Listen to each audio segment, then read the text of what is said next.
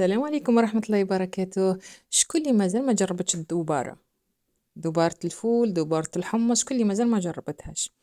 اليوم نهار البرد ونهار تحرحير كيما يقول لك تاع الدوبارة وتاع الحار، لازم تدفوا الكريشة.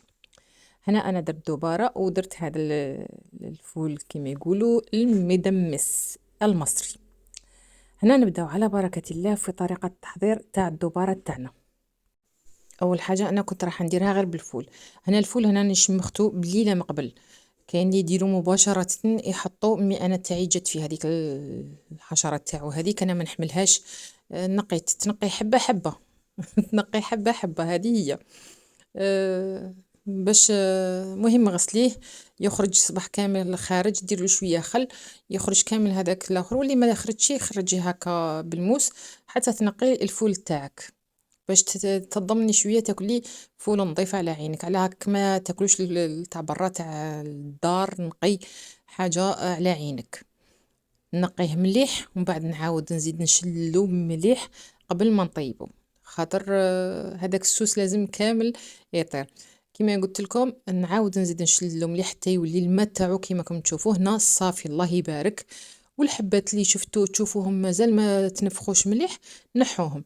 هنا نديرو في لاكوكوط، انا ما نديرلو لا بيكربونات لا والو، درت له غير شويه ماء سخون، درت له كيما راكم تشوفوا هنا شويه خل ما عبرتش، ودرت الزيت باش ما يفيضليش، ونقفل عليه لاكوكوط ما حندير له والو، خليه يطيب بجيه. هنا جبت هنايا زوج حبات طماطم، حبه درتها فلاشوار وحبه قطعتها قطع صغيره كيما هكا، وملعقه طماطم مصبره. عندي الثوم درت 4 سنينات، الحار درت الحار عربي وحار عادي والمرقد، وحبه ليمون قطعتها، والقزبر القزبر الخضر اكيد. هناياكم على بالكم بلي الطماطم مصبره مش حنطيبوها، ولا اللي يحب يطيبها الله يسهل.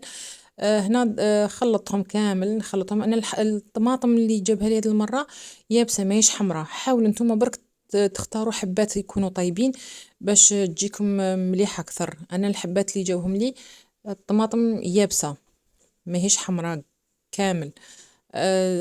هنا درت الثوم، درت الطماطم، درت القزبر، وخليت شويه طماطم المقطعه هذيك نزين بينها في الاخر.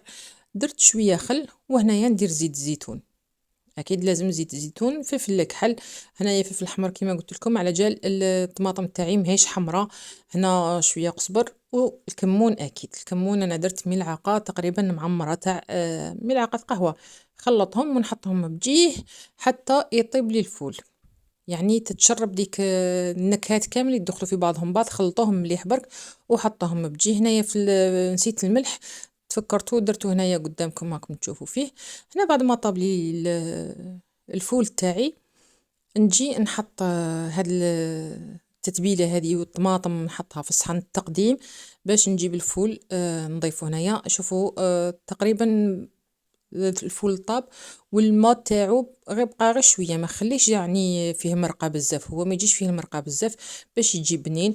انا عن نفسي ما يعجبنيش كي يكون هكا فيه المرقه بزاف. المهم هناك الحمص ما كانش عندي بزاف، كان عندي غير شويه، هذا كان مشمخ درتو يا ربي واحد زوج ملاعق برك غير للبنه برك. درتو معاها، سخنتو كان طايب، سخنته وضفته عليها. اللي حاب يدير غير الفول وحده ولا حمص وحده نفس الشيء عادي. وهنايا بعد ما كملت نزينها بهذيك الطماطم والقزبر.